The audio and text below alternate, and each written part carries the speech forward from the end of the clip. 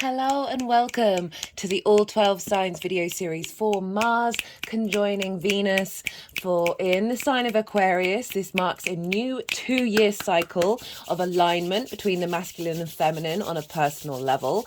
I am going to be pulling cards, like this is going to be a quick fire, roughly 10-minute per reading energy coming through because we had this conjunction yesterday. Today I'm recording this on Friday, which is Venus's day, so we're bringing in the Venusian energy. My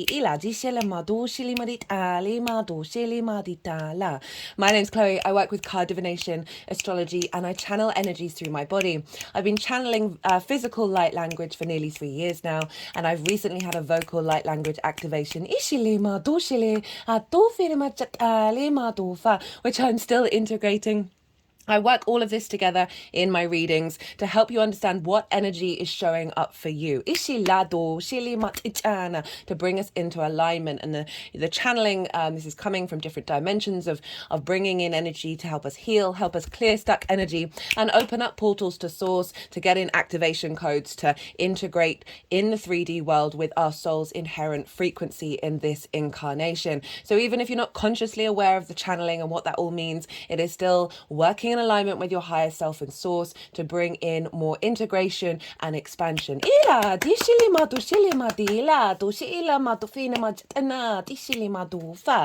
I'm going to keep this introduction short and sweet and get on reading for the last 6 signs. Leo rising. How you doing, Leo? Right, for those of you who don't have Leo in the first house, which is your rising sign, look to the house that Leo does fall in and look to the themes of that house. You want to apply those themes, the meaning of everything that's going on in the Leo area of your chart to the messages that come through. So even though these readings are for the rising signs, or as if Leo is in the first house, it will still correlate to the Leo energy. You've just got to move. It will be as if all that energy of your natal chart has now moved to the first house. So the astrology will still link in to wherever Leo falls in your natal chart. Perhaps you want to look to where your Venus or your Mars are. And read those signs as well. Because they're getting activated. For those who didn't catch the introduction, I have been channeling energies through my body for nearly 3 years now, and I've recently had a vocal light language activation. I'm still integrating all of that, and these energies are going to come through to help bring attunement, healing, and activation codes. Right, let's get on this. This is going to be a quick fire round. Regulars, you know my readings are around an hour long, and all the cards always want to come out, so we're just doing 4 cards. I've put in the description box what they mean. So the first 2 cards are going to link into the cycle we have just closed out in the sign of Capricorn, because that was the last time Venus and Mars conjoined one another back in March 2022. This happens roughly every 2 years. It marks, so when Mars and Venus conjoin one another, this marks an alignment of the masculine and feminine on a personal level, because these are personal planets. And so this is bringing together into alignment our motivation, our drive, our action, our passion with our love, our connection, our harmony, and our appreciation, and some creative energy showing up here. So we're really bringing in alignment with whenever we have this conjunction that will then unfold over the next 2 years. So the last one was in the sign of Capricorn. And where was that for you, Leo? Well, that was in your 6th house of how you work, your physical health, and your routine. So over the last 2 years, you have been navigating a realignment around the way that you embody your work, around how you establish routines and bring in an understanding of your physical health.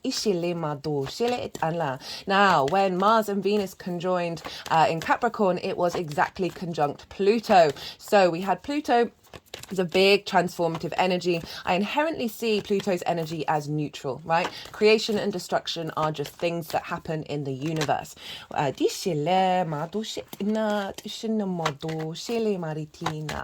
And so we were getting an alignment with this neutral energy of Pluto, big transformative energy, and the masculine and feminine. We obviously have all of these within us. They are not gender specific, the yin and the yang of it all, right? And bringing those into alignment. So we had very, very powerful energy that's been unfolding over the last 2 years. And the first two cards, so the first card is what is being closed out in this cycle.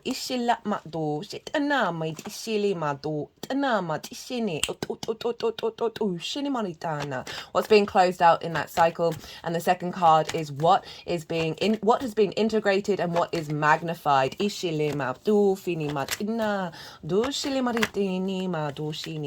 you may have noticed over the last 2 years that you've been focusing on aligning of how you work, right? It's the lens in which you work through, right? Figuring out your longer term goals. Capricorn is a collective earth sign. It's linked into sort of legacy energy of putting in the hard work. So you may have found the last 2 years you've been really focusing on that, but it may have brought up some difficulties that you've been clearing through around the ability to be the adult in the room. That is the 6th house, right? Of taking care of your physical health, of getting good routines in alignment, in alignment with the way that you work.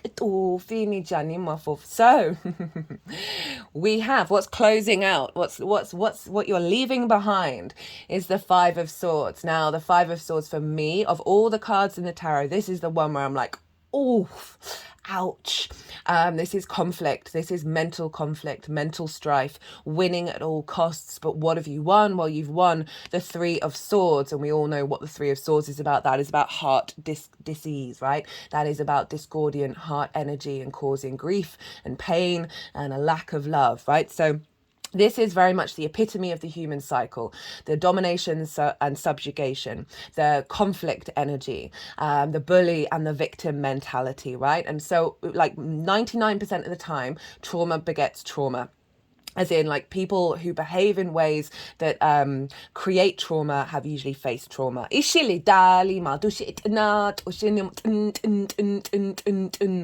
And we also have the victim space, right? And so this is not invalidating difficult things that may have happened to you, but sometimes we can get stuck in that victim mentality and keep the loop going, right?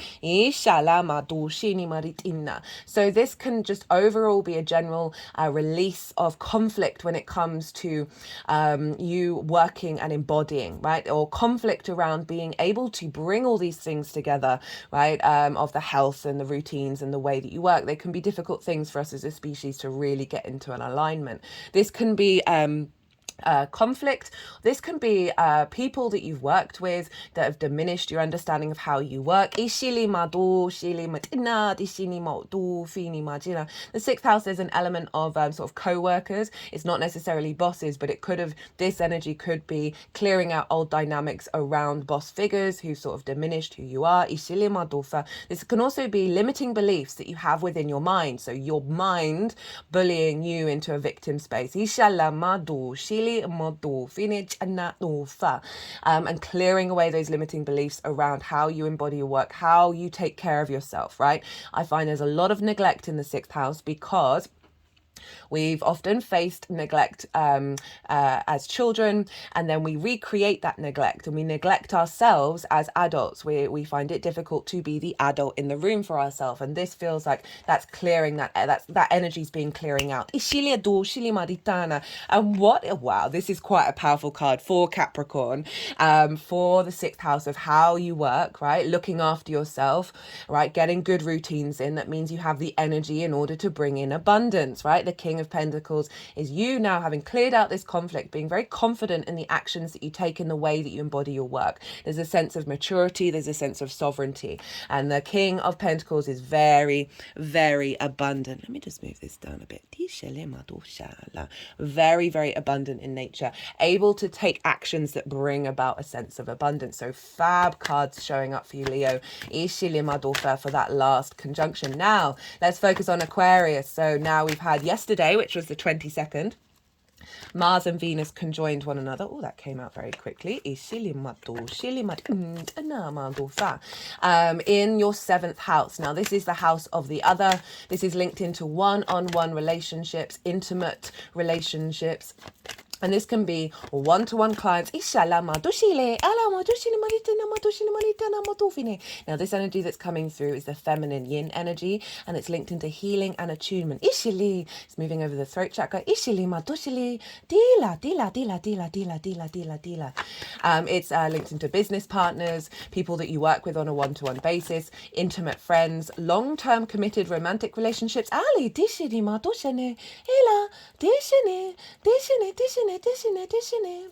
And that's more linked into sort of marriage.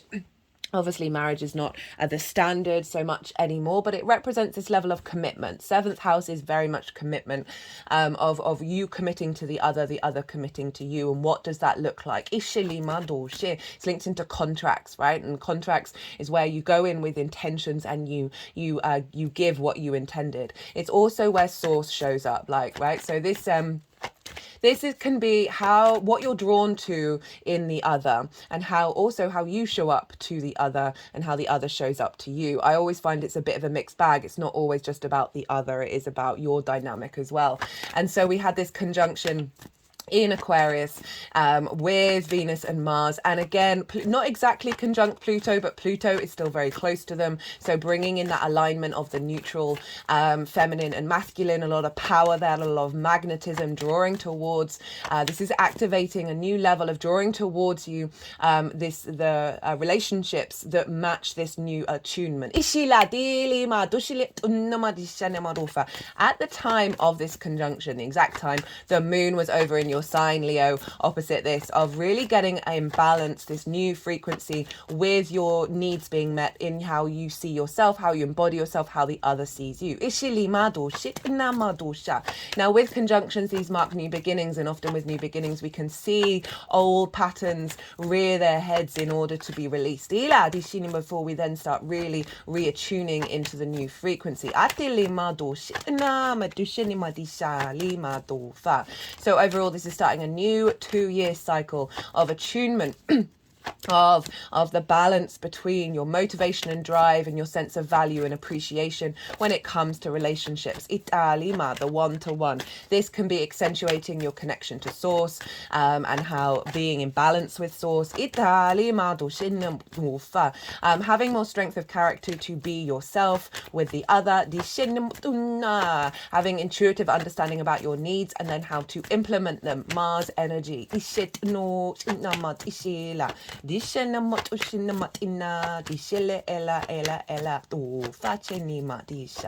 So big cycle for you, Leo.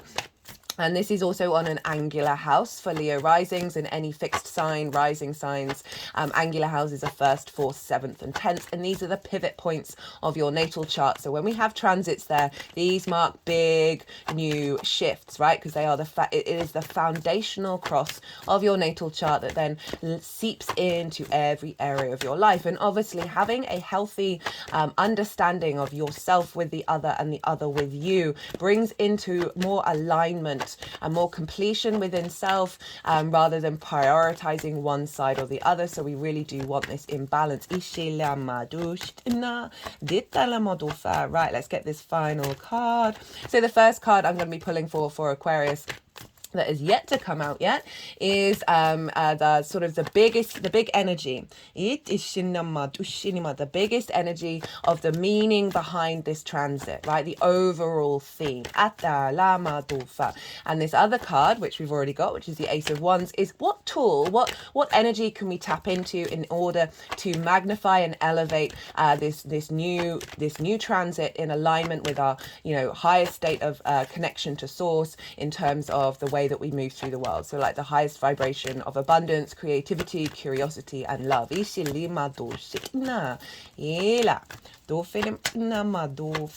final card, please, guys.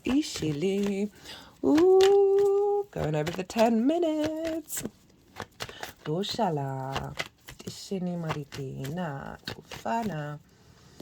Okay, so as the card's taking a little while, I will mention the fact that Saturn is obviously ruling Aquarius and is influencing this conjunction, and Saturn is over in your 8th house. And this is how your relationship dynamics show up. This is the outside resources of the world. This is your interaction, your give and receive between anything other than you.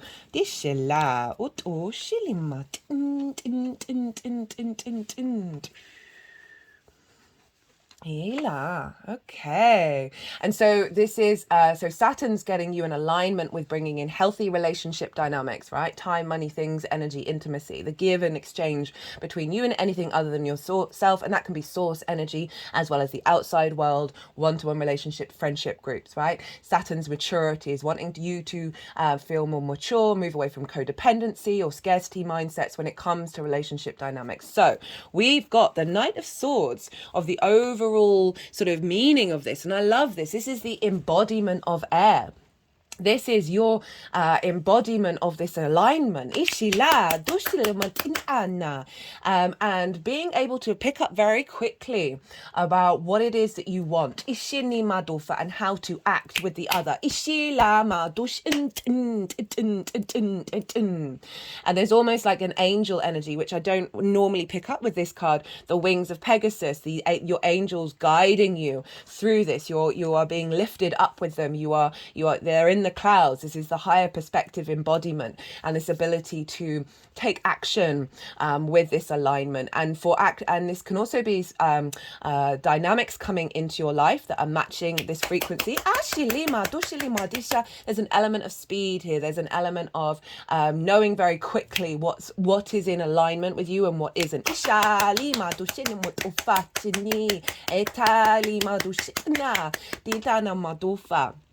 And the energy to tap into, right? To bring this into alignment, to magnify this. If we're feeling a bit stuck, the Ace of Wands, very passionate, virile, independent, creative energy. There are leaves growing out of this wand. There's a power here within your hand, right? And this is saying, if you're feeling like old cycles are popping up, this is saying there's a renewal coming in. There's a new passion coming in, a new alignment with your spark of spirit. And go right. What this is saying is, if you're feeling unsure, if you're unsteady, the Ace of Wands is very much connected to your instincts, right? What are you instinctively drawn to do and actions to take? It's not necessarily, it's a different form of intuition. Very that fire energy. Tap into that Leo energy of, okay, what are you feeling inspired to do and behave around, right? And so this can be if you've got other relationships showing up of like which ones, if there is some discord, see whether you have the inspiration to take any action to fix that. If you don't, you don't. Just be at peace with it. But this is also saying very much some big tap back into sort of some meditation, do some meditation around fire energy to sort of bring that into your body, right? This also can be reconnecting back into your body, because Leo is a fire sign, and your embodiment of self, and seeing where that lines up with the other.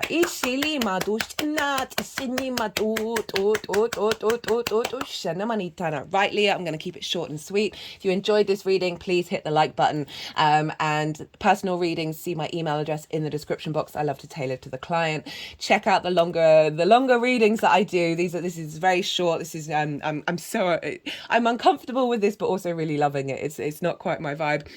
But please, I hope you enjoyed this reading, and be good to yourself, Leo, be good to those around you, and most importantly, be well until we meet again. Cancer rising. How you doing, Cancer? For those of you who don't have Cancer in the first house, which is your rising sign, look to the house that it does fall in your natal chart. Look to the themes of that house and apply those themes, as well as whatever else you've got going on in Cancer, to the messages that come through. It's as if that Cancer energy, with all the meaning of your natal chart, has now moved to the first house. So the astrology that I'll be talking about will still link in. You just got to add on a little natal chart maths on top of it, right, Cancer? So I'm doing 4 cards for the 2 cards are for the Capricorn cycle we've just left, 2 cards for the Aquarius cycle we've just entered, with Mars and Venus in conjunction. So the last cycle that we had over 2 years ago in March 2022, Mars and Venus conjoined in the sign of Capricorn with Pluto.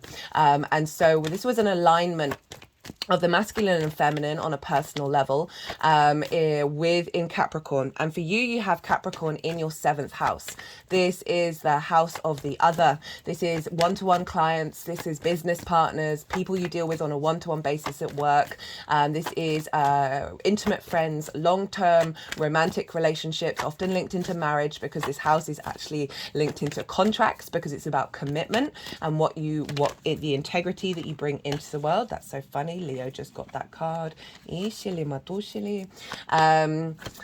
And also source energy. So this is the house of the other. And so you had this big realignment of your motivation, drive and passion with your love, your connection, your harmony and creativity of Venus in alignment with Mars and Pluto, right? Pluto's very transformative, big magnetic energy. But inherently I see Pluto as neutral. And this is because creation and destruction happens in the universe. It's just fact, right? We apply meaning to it. So it was very much an alignment of the neutral, feminine and masculine within us, and the power of that combination. And obviously we have all of these within us. They're not gender specific, and we want to be in alignment with all of these things and not hide from any of those aspects. So you had a big alignment, right, that you've been working through over the last 2 years about what does the other mean to you? How is the other showing up? How are you showing up for the other? Working through what it is that is important to you when it comes to these kind of dynamics. So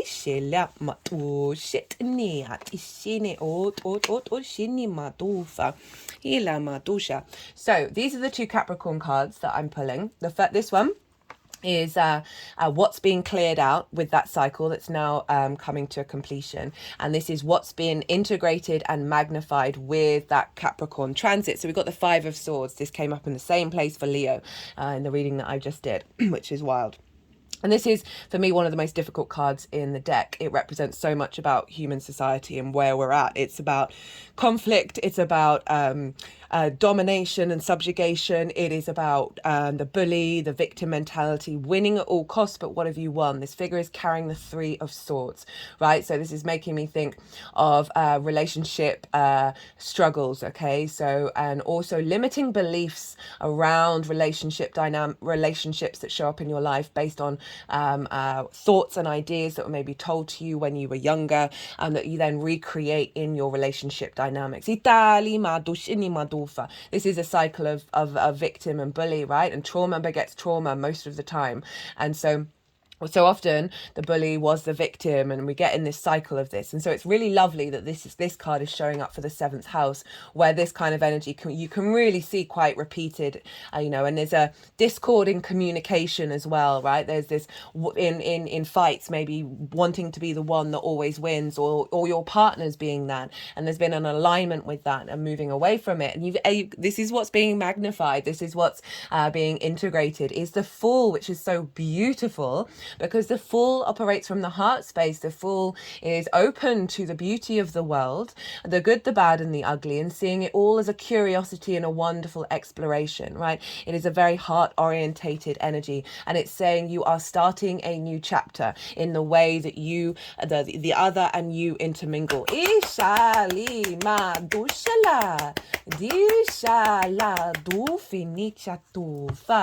Right, let's get on to Aquarius. So we had this conjunction yesterday on the 22nd with Venus and Mars in the sign of Aquarius, and it's also very close to Pluto, not exactly conjunct in the same way that the Capricorn was, but still very close. So we've got again a repeat of that alignment of the neutral, feminine and masculine, bringing in a high vibrational frequency of attunement, this collective universal truth, and these like higher mind ideas, inshallah, very egalitarian, looking to the future, coming in for you in your 8th house.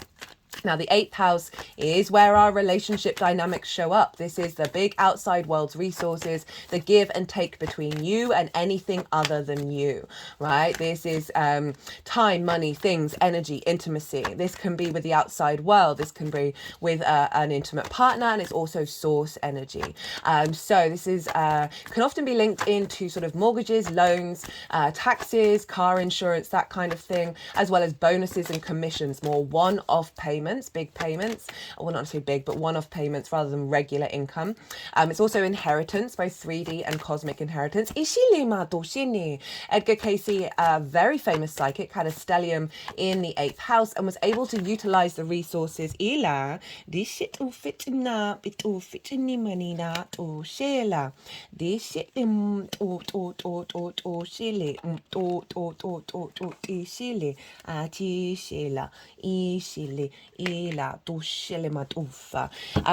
what was I saying? It's very able to utilize the resources. I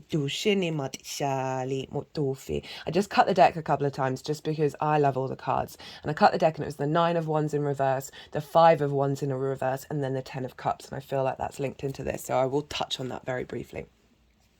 That this is a realignment, a reattunement, Waite. So 8th house can have scarcity complex, not being supported from the outside world, or anything other than you, or codependency on the exchange, and or maybe taking too much or holding too much and absorbing, and there's an element of greed that can show up with the 8th house. So this alignment that we have here in Leo, the moon was in Leo at the time of this conjunction, over in your 2nd house, of how you value yourself, right? The skills and tools and resources that you have to make money in the world and manifest, as well as how you value the things that you value. So this is bringing an attunement into alignment of any distortions around your relationship dynamics, right? And how you value yourself. So the moon being there very intuitively aligned with what your value is, and then bringing an alignment in of the receptivity of your skills and tools with the outside world.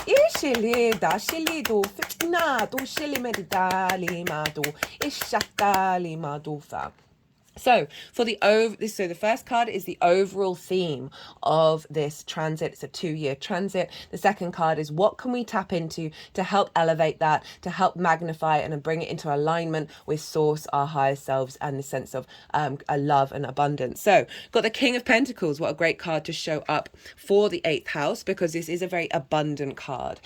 This is very sovereign in nature, able to take actions that bring you a sense of abundance and nourishment in the 3D realm. This can be money and things, but it's also generally healthier dynamics that are in alignment with your nourishment. And also your actions giving nourishment to others. And there's a very much the sense of resources with the King of Pentacles. As I said, this can be linked into spirit energy.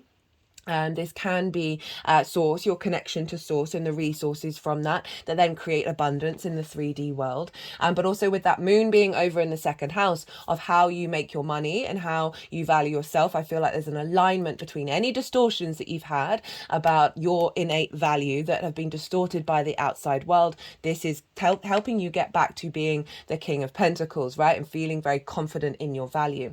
Now, the tool to look to help recalibrate and accentuate this energy is the Tower in reverse. And the first thought that popped into my head is you've got to acknowledge that old structures are going to be pulled down within yourself. The Tower knocks down things from the top, the superfluous. Your foundations are still there. And when it's in reverse, I read it in 2 ways, and this was the first way of reading it that popped into my head, so this is what I'm going with, is that this is about an inner pulling down of structures, of our limiting beliefs and trauma responses. And know that you're going through this process. Know if difficulties show up, because often with conjunctions, old habits pop up that we're then working through, we're building and we're attuning, and with a lot of that means things falling away. And acknowledge that that's happening, and look within yourself. Often with the 8th house, I'm like, do you need to claw at the outside world? Can you find completion in yourself? And so often that means pulling down things, our responses, finding more peace with ourselves,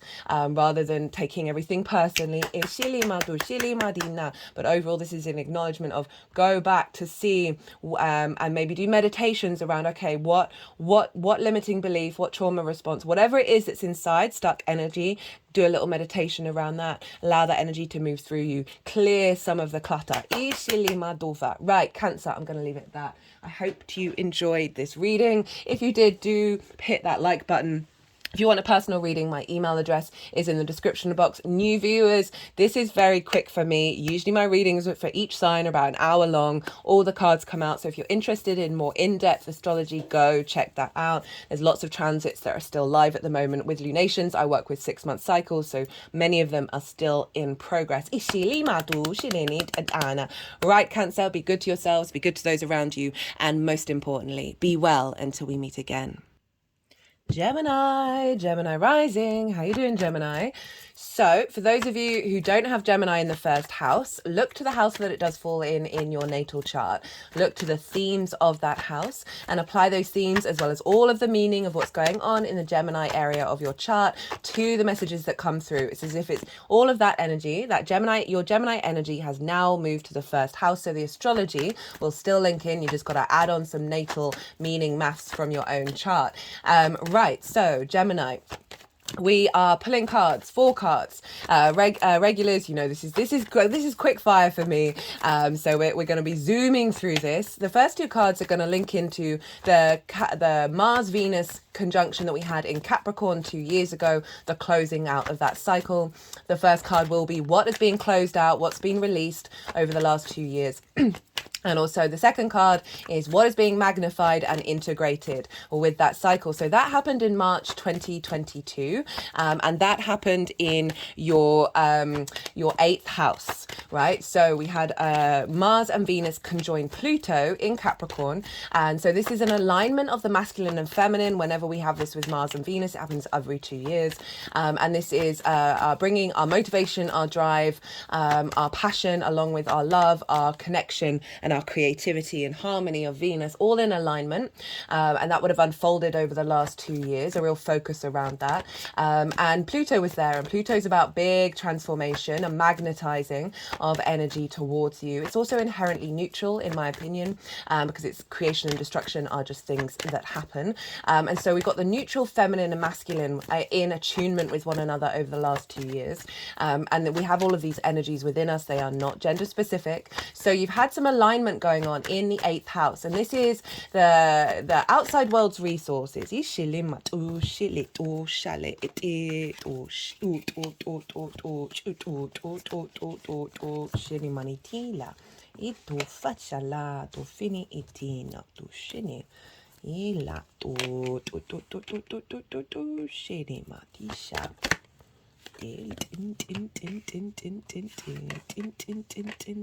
Sorry, I'm getting a bit distracted. I'm trying to sense the energies with these cards.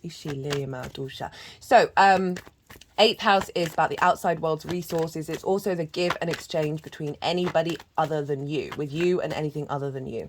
So this can be mortgages, loans, taxes, bonuses and commissions, more sort of one-off things, or dealing with the resources of the outside world. It can also be inheritance, both 3D and cosmic inheritance. It's the relationship dynamics, the give and exchange of money, ideas, things, intimacy, all of that with you and anything other than yourself, right? So this is often when we have scarcity complexes, codependency, taking too much, all of this stuff, clawing, being, not feeling supported, all of this energy. And so you've been in attunement with this. You've been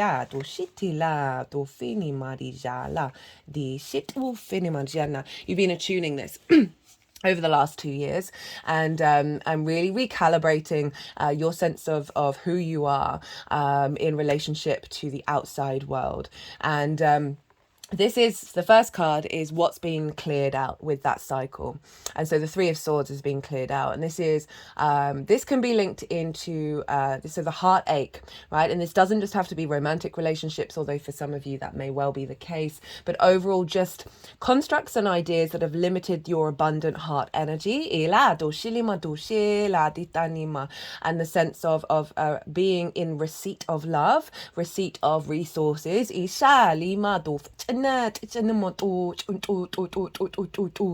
difficult relationship dynamics, as I said, right? Of heartbreak around not feeling like you're supported or getting the resources you need, or you're getting back what you give into relationship dynamics. Any pain and discord and separation you felt to source energy in your relationship to source as well. That's being cleared out. And we've got the Ace of Swords showing up, which is wild. So there's a real sense of clarity and vision. So this is what's being integrated and magnified, a complete refreshed understanding of those constructs. So often we can have sort of love languages that we learn in from a very early age that then recreate in any relationship dynamic that we have that can come from discord, right? And so this is a clearing out of that, a realignment, attunement, divine inspiration, divine wisdom, a refresher of those constructs, a renewal that is then going to create abundance because you've got this new download integrated within you. Now, the Aquarius energy, where is this happening? It's in a fellow air sign. Gemini. So the Venus and Mars conjoined yesterday, the 22nd. Today is Venus's day, so we're tapping into the energy of Venus. And so this is again, they were very close to Pluto, and so there's this element of that alignment, and this is in your 9th house of your perspectives. Perspectives is the key word for this. So this is how you see yourself in your society, your culture, your world, your universe. It's the big questions of mapping yourself out in the bigger matrices of how you navigate the world, right? Your morals, your ethics, your philosophies, connection to book, religion, source, nature, science, whatever it is, that it's a matrix that's bigger than you, that you know you're connected to. And there's loads of matrices, right? We're playing around with lots of different energy fields. It's quite fun. And it's all about perspective and broadening your perspective. It's also about learning and teaching, right? Learning is more about the mastery of what you've been learning for a while, and then being able to share that information and broaden people's perspectives, not about changing people's minds, but broadening it. It's also about going and staying somewhere that's unfamiliar for you for a longer period of time. This is often linked into foreign travel because it's broadening perspectives. It's all about collecting perspectives. This can also be about moving to an environment that's unfamiliar in your own country. So you've lived in the town, go and move to the countryside, as well as spending more time and getting more perspectives from multi-dimensional spaces. So we're getting to an alignment here, and I love this because this is recalibrating you, understanding who you are in the universe. So the card of the overall theme of this 2-year transit is the Guru card, and this is great. This is Taurus energy. But I love it's the Guru because we are all teachers and we are all students, and this is traditionally the Hierophant, so it can also be linked into sort of book religion. But this is, you're going on a journey of attunement, of truly understanding yourself, truly understanding your place in the matrices, your place in your environment, and not going through a lot of learning and a lot of growing. And the Guru and the Hierophant, who's the Pope, then shares that with other people. Through your embodiment of this over the next 2 years, you're going to be able to share this wisdom. And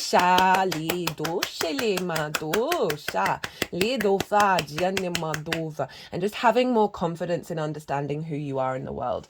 And this is the card of what to look to help raise the frequency of this transit, to reconnect back to the highest energy in alignment with source. And this is the 8 of Wands, and this is alignment, right? This is acknowledging that things are going to happen around you that are helping you bring you into a state of alignment, but in the way of like drawing back into it. Know that, so when we get a conjunction, which is what we just had, this marks a new beginning. And so often with this, a lot of the beginning part of the process is bringing up old habits, bringing back old distortions, in order for them to then be transformed. And so this is saying, if you get stuck in those spaces, lean into the fact that these are all coming up in order to bring you into alignment. The 8 of Wands, this also could be about tapping into sort of fast-paced, intuitive thinking, and just generally exploring different perspectives and seeing where they take you. What I'm getting is kind of like going down rabbit holes and seeing where these ones are headed. Get playful with it. But overall, it is sort of confirming that there's some alignment coming in. Right, Gemini, I'm going to keep this super short and sweet. I hope you enjoyed this reading. If you did, don't forget to hit the like button. If you want a personal reading, my email address is in the description box. Go check it out. Send me all the context. I love to tailor to the client. New viewers, right? I've got lots of content. This is quite different to my usual style. Most of my readings are about an hour long for each of the signs, and all the cards want to come out. So if you want more in-depth understanding of, like, particularly the lunation cycles, I work with 6-month cycles, so a lot of them are still valid and still live. So go check all that out to get some real in-depth understanding of what's showing up for us right now. Okay, Gemini, be good to yourselves, be good to those around you, and most importantly, be well until we meet again. Taurus rising. How you doing, Taurus? For those of you who don't have Taurus in the first house, which is your rising sign, look to the house that it does fall in your natal chart. Look to the themes of that house and apply those themes, as well as whatever else you've got going on in the sign of Taurus, to the messages that come through. It'll be as if that Taurus energy, with everything going on in your natal chart, has now moved to the first house. So the astrology that I'm going to talk about is still going to link in. You just got to apply some natal chart maths on top of it. Right.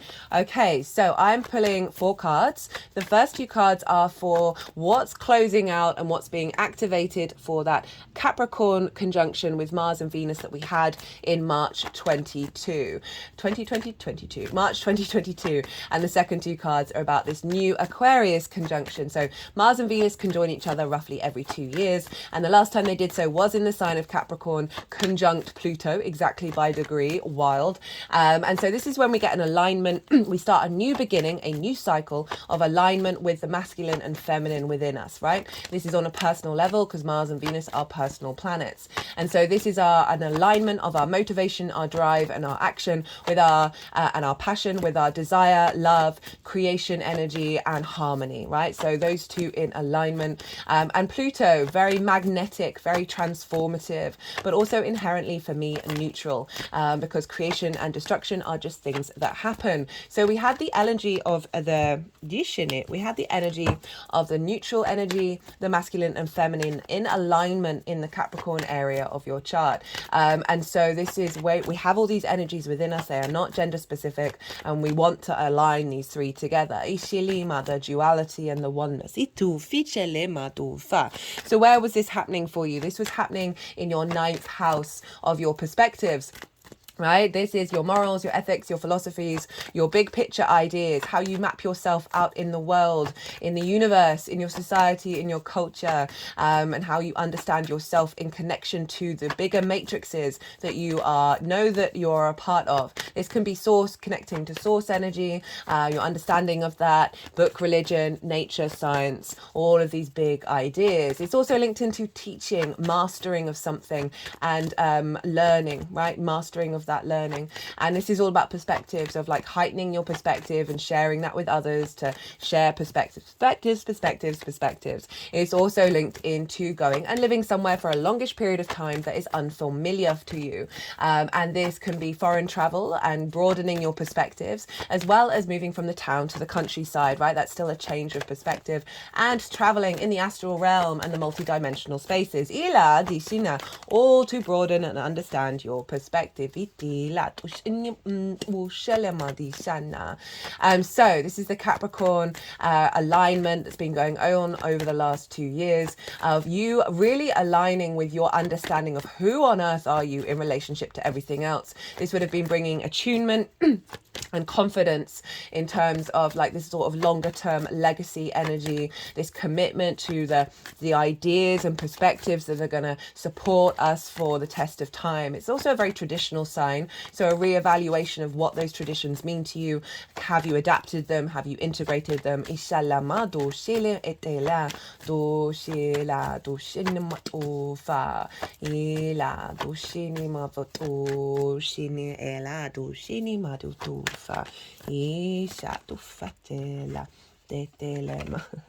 They're not doing these in order. Okay, so inshallah. So for those of you regulars, so not regulars, sorry. I'm trying to my mind is going very fast at this, if you didn't catch the introduction, I channel energies through my body, both physical and vocal light language. So that's what you're hearing come through.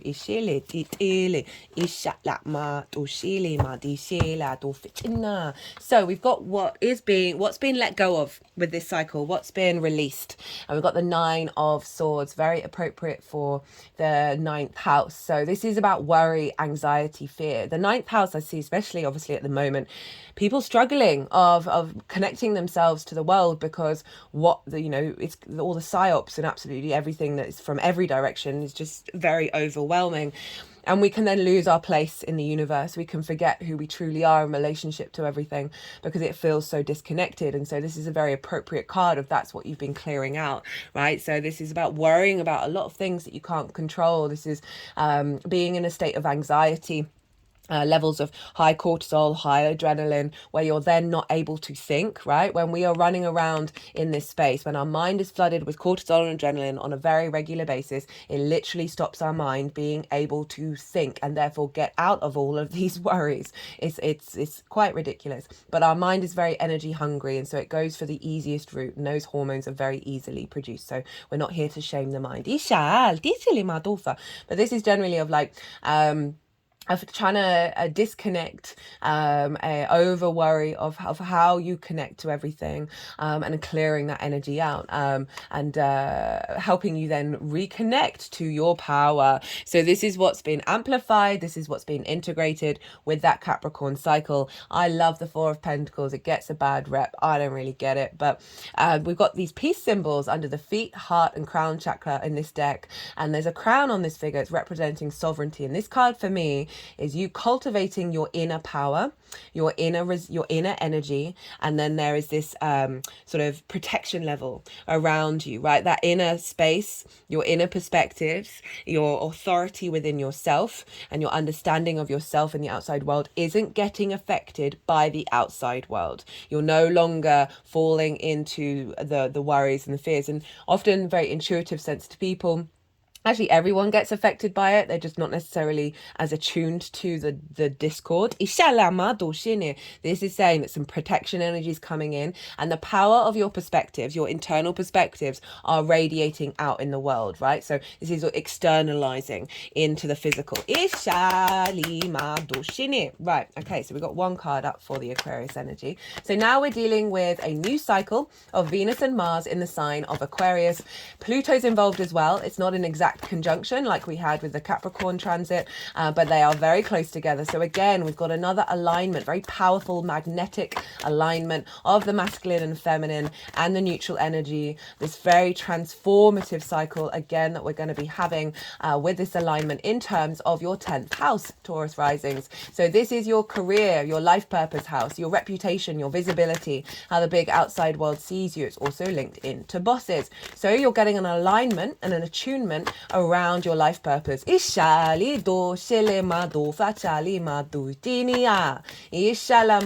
bringing into balance your passion and your drive, right? Your desire and your creation energy with the motivation to put that into action, of unfolding over the next 2 years, of hyper alignment around your life purpose. It's also career, but career doesn't have to be life purpose. An alignment around recognition and visibility. If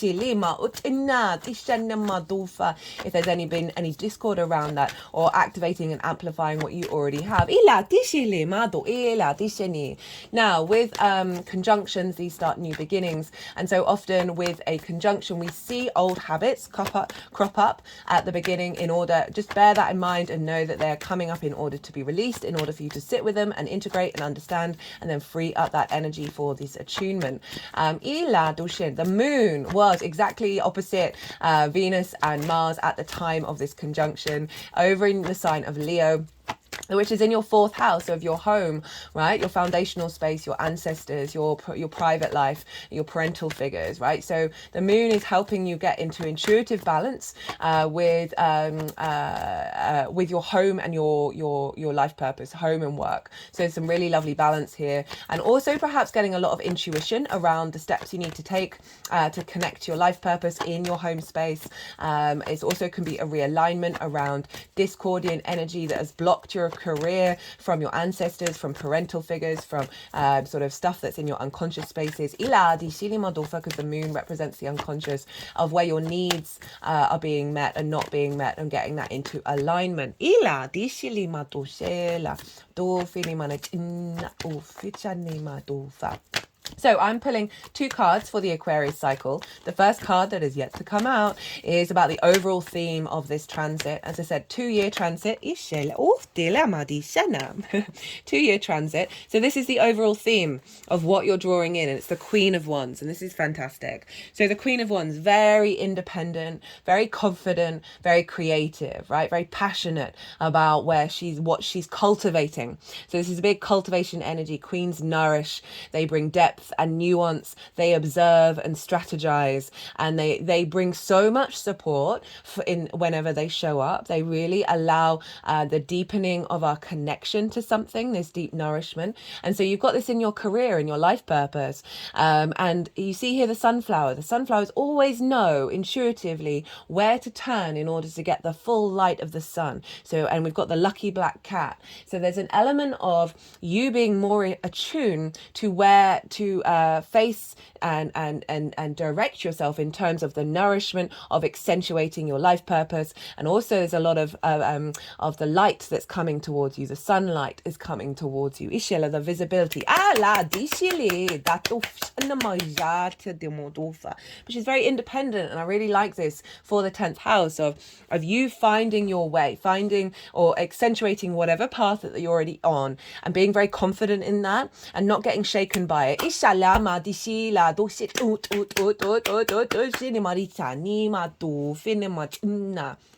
And this is the card. This 4th card is about what can we look to raise the frequency of this transit, to get it in alignment with source and our higher selves and a sense of abundance. We've got the 3 of Cups. This is about flow, right? This is about being in union and being tapping into joy and abundance, right? And celebration. There's also an element of like-minded people. So this could be brainstorming with others, or this is allowing, it's very work orientated, right? The 10th house or career, of not being in fear, right? Of really tapping into the joy of the possibility, and finding flow within yourself, listening to music, doing something really nice for you, tapping into that feeling of whatever that is going to allow your emotional connection to radiate from a place of joy, rather than have I done the right thing? Am I going in the right way? Is this blah, blah, blah, blah, all of that.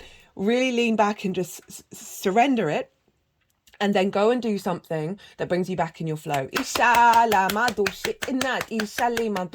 Also, this can be about, if you're unsure about what to do, that you might get an intuitive sense that's pulling you towards collaboration, pulling you towards flow and joy and abundance, and just seeing when things move with grace, and realizing, okay, let's activate this, let's move in this space.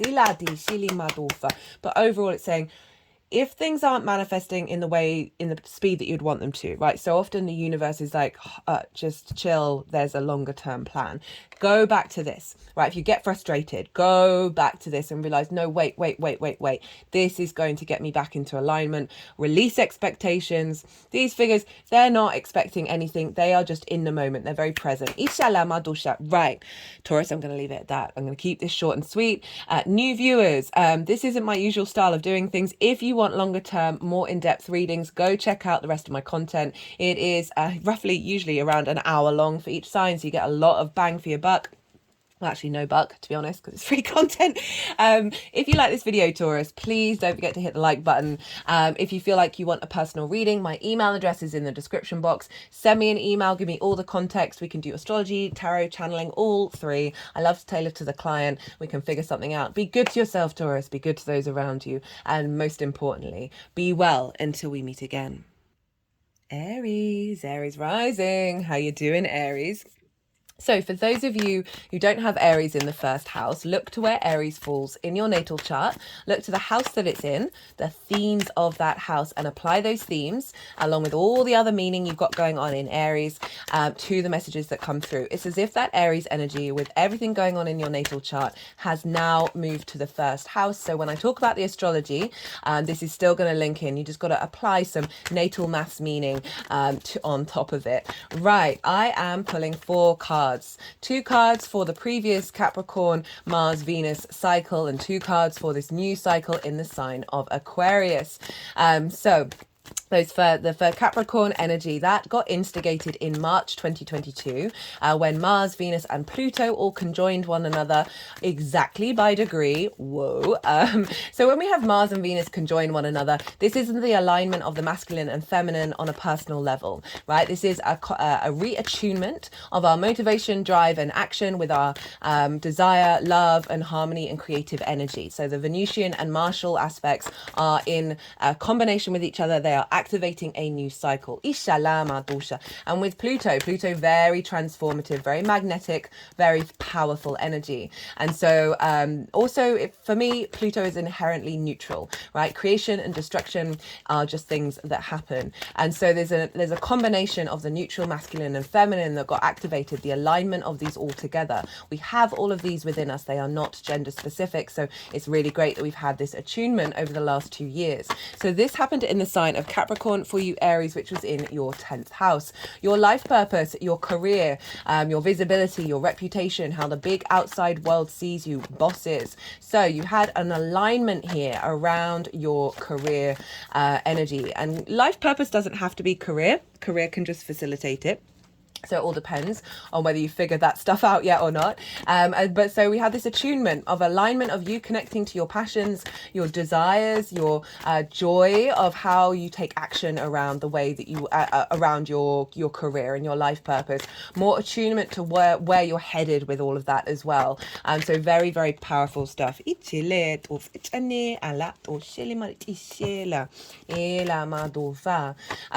so that would have unfolded over the last 2 years of really magnifying the power of your clarity around where you're headed, right? And elevating wherever you were already at, right? Sorry.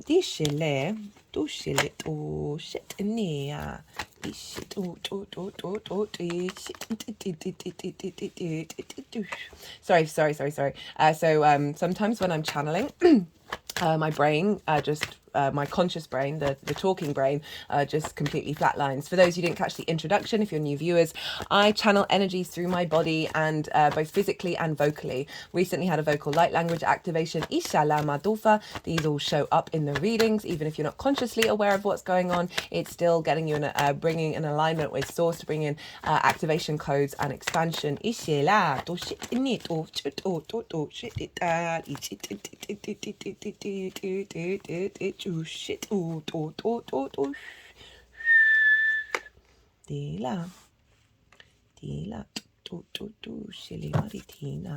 done these back to front.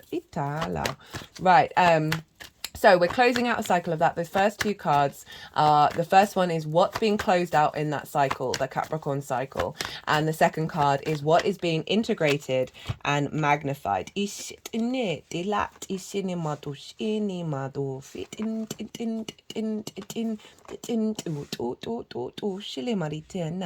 we've got all the cards.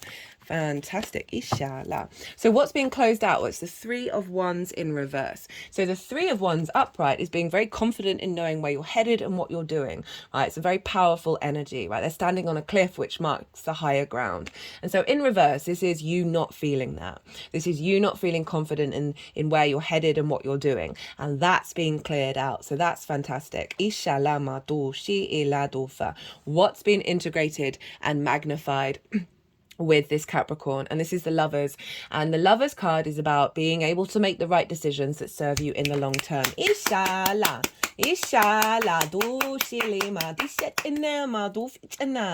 And again, this is the alignment of feminine, masculine, and spirit all together, to whenever you're at crossroads, being able to intuitively be in alignment about where you're headed and what you're doing. This also could mean, for some of you, this is the Gemini energy. But overall, this could be, because life purpose doesn't have to be career. It can be being in a long-term happy romantic relationship. So for some of you, this could have brought a relationship in, or it's activating bringing a relationship in. Or more union with your bosses, or more union with your reputation, with your visibility, of there being something coming into balance.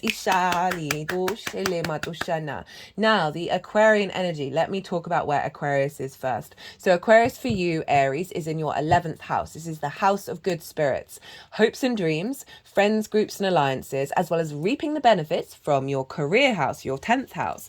So we've got an alignment here around Pluto's also involved. It's not as close as it was with the Capricorn conjunction, but it's still very much involved. Big transformative attunement of you being in alignment with your hopes and your dreams.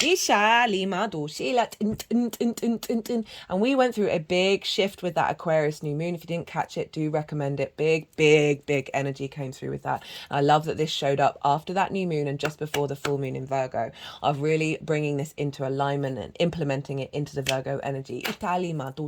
Anyway, so alignment, attunement with hopes and dreams, clearing out distortions around that, having more motivation and drive, and finding the creative ways of bringing them into manifestation. This is also you being more in attunement with friends, groups, and alliances, and how you're received by that, how and how you connect to them, bringing in attunement with more soul family, as well as more attunement of receiving the benefits from your 10th house of the work that you've put in.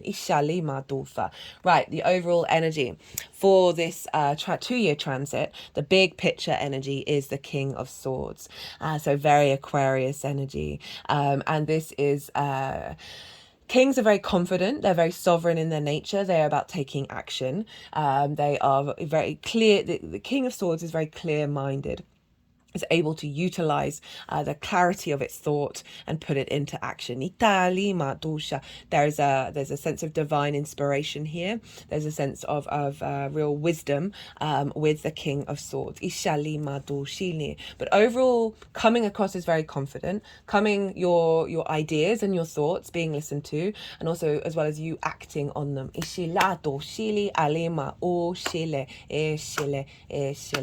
And what we've got for the card of what to tap into to elevate this frequency, to bring it close into alignment with source. We've got the Wheel of Fortune, very powerful energy. This is Jupiter.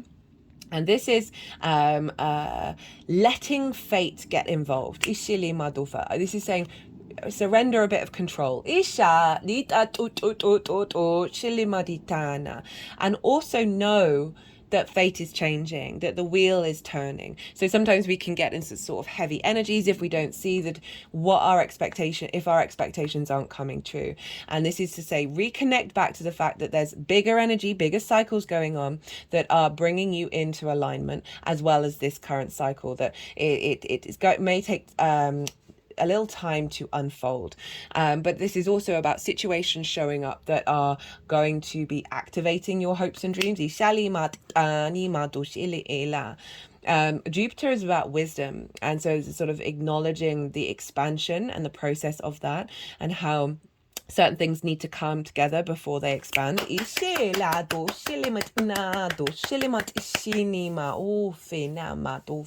Often with conjunctions, we then see afterwards lots of old patterns come to the surface, and that is in order for that energy to be transmuted and cleared away. So if those difficulties are showing up, perhaps not reaping what you expect from your 10th house, the difficulties with friends, groups and alliances, hopes and dreams not manifesting, come back to this. Maybe have this as a card that you meditate on, and know that there are cycles of time. This could also be linked into the solstices, the equinoxes, the cross-quarter fire festivals. Obviously Aries, you are around the spring equinox or the autumn equinox, depending on what side of the hemisphere you're of acknowledging that there are big pivot points that are going to bring in, maybe do rituals around them. To bring this in. Right, Aries, I'm going to leave it at that. I'm trying to keep these short and sweet. New viewers, this is not my usual style. My usual style is about an hour for each sign and all the cards. I hope you enjoyed it. If you did, go check out the other content. There's loads. I do lunations, and I work with 6-month cycles, so a lot of them are still very relevant, as well as other bigger transits. If you like this video, don't forget to hit the like button. If you'd like a personal reading, my email address is in the description box. Send me an email, give me all the context. I love context. And then we can work together, astrology, tarot, channeling, lots of other things, bring them all together.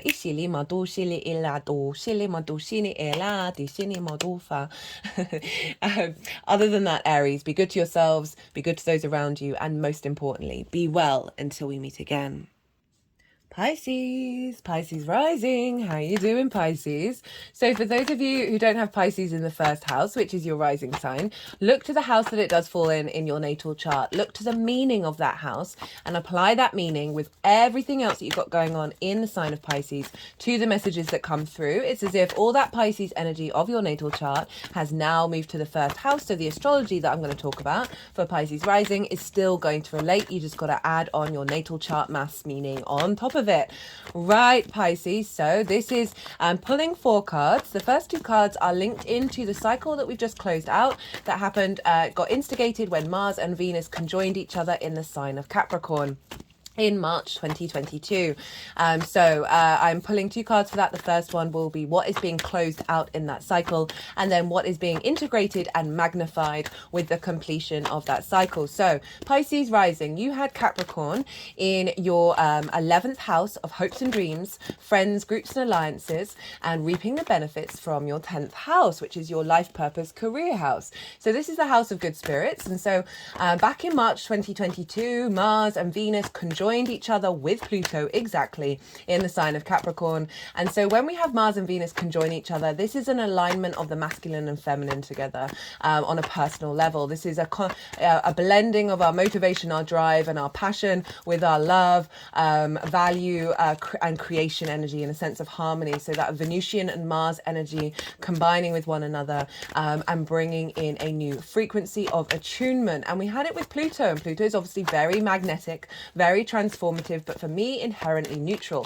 because creation and destruction are just things that happen, right? And the more that we fear them, the bigger Pluto energy gets. So we had the neutral, the feminine and masculine be in alignment, bring in an energy of alignment, and we have all of these within ourselves, right? They are not gender specific, and we are here to bring these things into alignment. So it's crazy that we had that 2 years ago. And so you would have been working through reattuning to your hopes and your dreams, right?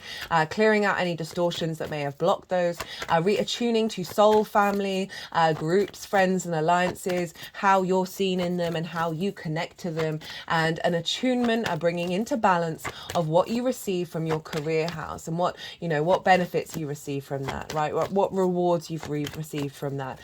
So clearing out any distortions around that.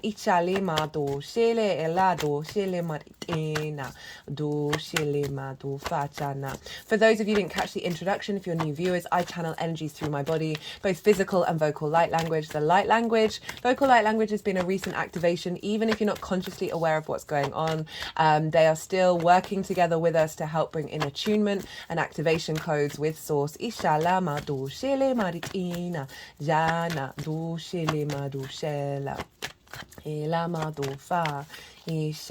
Madura Ishali Madushela Disala O Chini Maritina Atofa de la Matusha. Sorry, I'm just usually I kind of often, because the light language wants to come through all the time, I don't always let it run, but I just have felt compelled to let this run through. So do bear with me with this. Ashile ishele matu shale elado shele na madishini et ot shini marit shalat ufati echitine etalato shini maritina.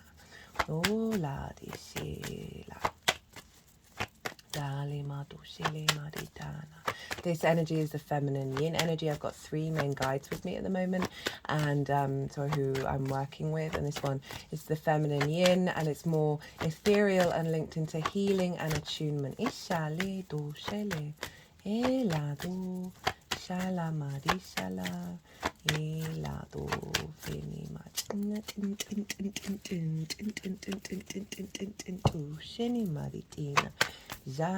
Right, okay, so the cards still haven't come out, so I'm going to move on to talk about Aquarius. So now the second two cards are going to be about the conjunction that we had yesterday on the 22nd of February with Mars and Venus in the sign of Aquarius, also involving Pluto. They weren't exactly by degree conjunct one another, but still very, very close. So we've got, again, a repeat sort of alignment of this attunement, very magnetized, transformative attunement that's happening with the feminine and masculine with the support of the neutral energy. And this is in your 12th house, your hidden house, your house of mysteries, Pisces. This can be a bit of a difficult house. This is where grief, loss, isolation, anxiety and depression can hang out, because it's the constructs of who we are. It's the unconscious spaces, and so much in those unconscious spaces are constructs that come from limiting beliefs, from trauma responses, from love language that we've learned from a very early age that may recreate neglect and all sorts of difficult energies. So this is why this can be a difficult house, because this is where we spend time oh, hello. Navigating these difficult energies, okay? And I love the 12th house, but it is difficult. And underneath all of that, underneath all those trauma responses and limiting beliefs, is the magic of your soul. It is a very, very magical house. And so there's the hidden, the unseen, the occult, right? And so with this 12th house transit, there's an element of attuning through the unconscious spaces. It's not just the mind, but the mind is also there. The unconscious, many layers of the unconscious in the many layers of our human incarnation. And so there's an attunement here. There's bringing things into balance and transforming old dynamics into newer ones. It's allowing you to access,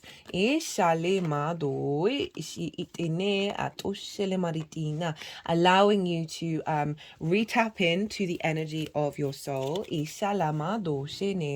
and the magic of your soul by clearing out some of that space, right? The 12th house can feel quite separate from everything else, right? I always say with clients, do integration work with the 12th house, because that will help with the rest of the chart, because it can feel often quite inaccessible because it's the hidden house, you know, things going on behind the scenes. It can feel very personal to you, but not necessarily integrated into the rest of your chart. It may also be something that other people really don't see in you, but it's very deeply connected to you as well. So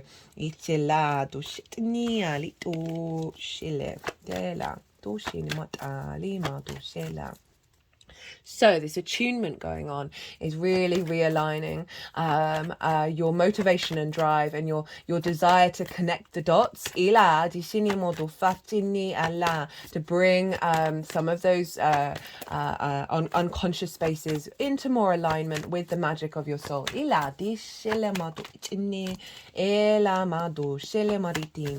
that's going to unfold over the next 2 years. Now, because we're taking a little while with these cards coming up,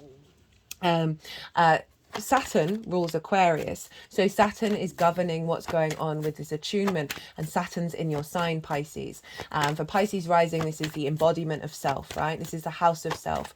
Whether your sun or your moon is giving commands to your ascendant, this is the lens in which you move through the cosmic waters. And this is your body, your appearance, your character, your sense of self, and often how other people see you. And Saturn is there. So Saturn is influencing this reattunement of perhaps around distortions around how you're seen, how you understand yourself, how you embody yourself, that have come from those unconscious spaces, and then realigning that with the magic of your soul and being able to embody that.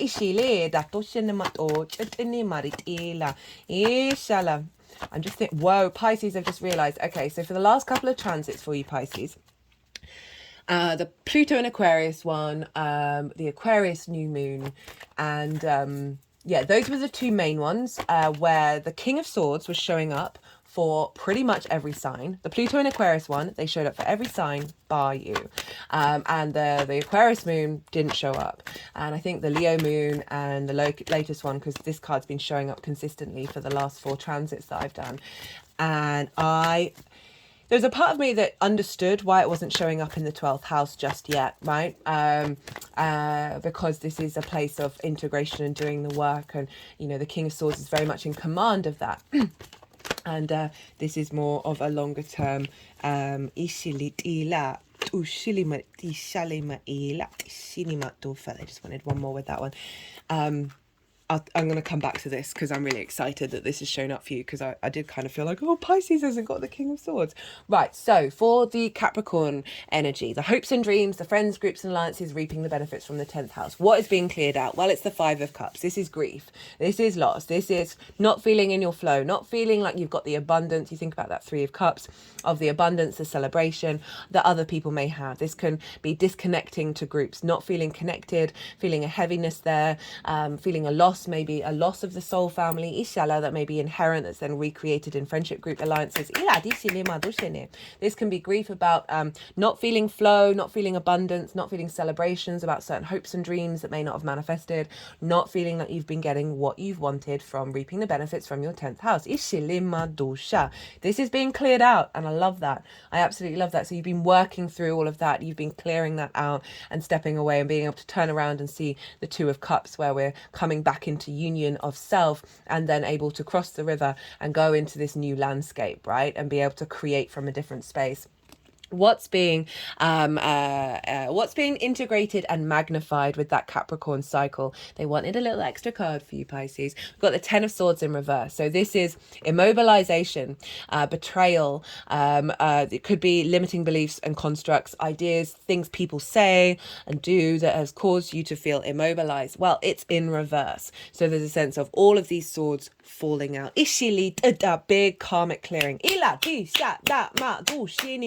Because these are all along the spine. The spine, we hold a lot of trauma, a lot of karma, which is why so many people have back problems. But this is what's being integrated, is the release of this, is the resurrection. Where you can now move, you are free. The sun is coming up. You are able to use the wisdom that you've learned from those 10 of Swords to know how strong you are, know what you're capable of, know that you are complete within yourself. And also any restrictions and limitations that you had karmically fallen away. And we've got the Ace of Pentacles, which is saying an expansion of abundance in the house of good spirits, right? In your hopes and dreams, a refresher, new ideas, new opportunities, feeling different in friends, groups and alliances, new offerings coming in from reaping the benefits from your 10th house. Love, love, love, love, love, love, love, love, love. Right, overall theme of the Venus-Mars conjunction that's going to be 2 years in your 12th house. You've finally got the King of Swords. So this is the attunement that's going to be implemented over the next 2 years, right? You've got a lot going on in the sign of Aquarius. Pluto is there, is doing some big transformation. And I really love the fact that this is now showing up because, you know, the new moon in Aquarius, that's just a 6-month cycle, right? You are going through a process of getting to this space, and how powerful that is going to be, right? Oh my goodness, I'm feeling very electric at this card. Kings are very confident within themselves. There is a certainty, there is a vision, there is a purpose with the King of Swords. There's clarity here, right? And the 12th house isn't really very, there's murkiness in there. So I'm not surprised this is showing up as a longer term cycle of transformation, of you being more in command of your unconscious spaces. You being able to act on the inspiration, the vision that you get from your soul magic.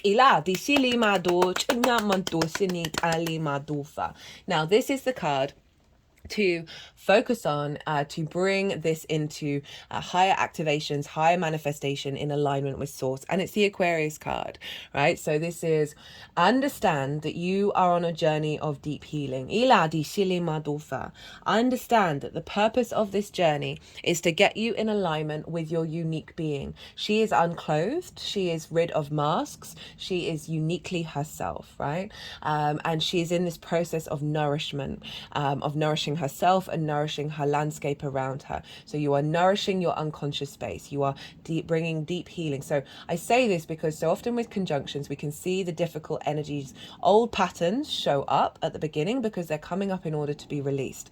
Know that you're on a journey, that you're on a process that is allowing, clearing some energy in order for you to hope and dream again. Inshallah Madufa. I would also say if you're feeling in some stuck energy, some difficult energy, tap into a hope and dream and just enjoy the fantasy of it. Just really, really get into sort of more galactic opportunities and possibilities. And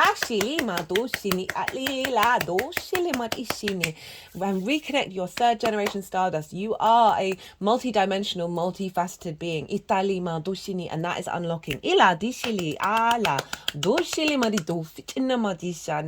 And also it's just really comforting that the star showed up of it is saying you are going through a process of just, it is helping you just get back to your soul in such a beautiful way. And if you're already on that journey, it's elevating and activating and strengthening that process. Inshallah Madufa. Right, Pisces, I'm keeping these super short, super sweet. New viewers, this is not my usual vibe. This is not my usual jam. My readings for each sign tend to be about an hour long and all the cards want to come out. So I hope you enjoyed this quick fire round. If you did, don't forget to hit the like button.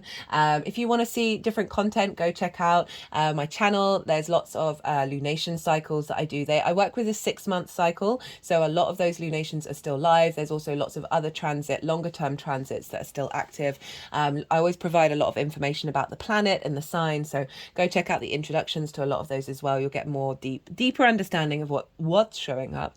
If you want a personal reading, go check out the description box where my email address is. Send me an email, give me all the context. I love context so much, and we can work together. Astrology, tarot, channeling, all sorts of things that I can bring to the table to help bring some clarity, some wisdom come through, channeling come through. So go check that out, send me a line and I'll get back to you. I love to tailor to the client. Be good to yourself, Pisces, be good to those around you, and most importantly, be well until we meet again.